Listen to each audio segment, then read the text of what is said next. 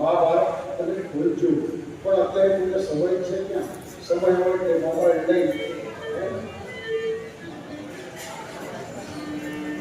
યુટ્યુબની અંદર કથા સાંભળવાનો વાંધો નહીં. મોબાઈલ જે છે એનો સદુપયોગ કરો તો એ જબરદસ્ત કામનો છે, પણ એનો વધારે ને વધારે સદુપયોગ થાય.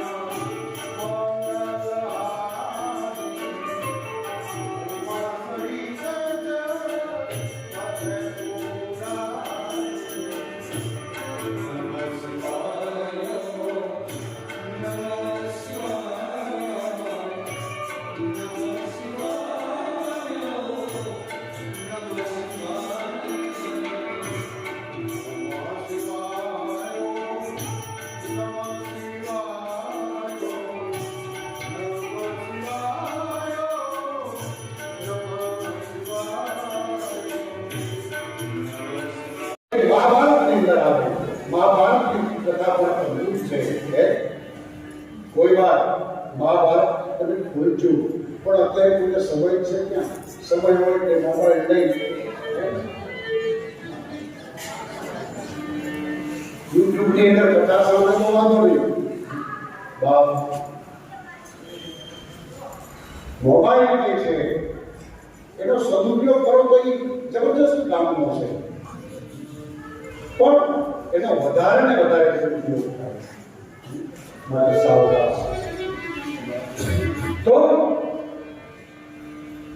શિવ મહાપુરાણની કથા તમે ઘણા સમય સુધી શિવ મંદિરના દર્શન કર્યા પછી, મહાદેવના દર્શન કર્યા પછી મહાદેવનો ખૂબ જપ કરો,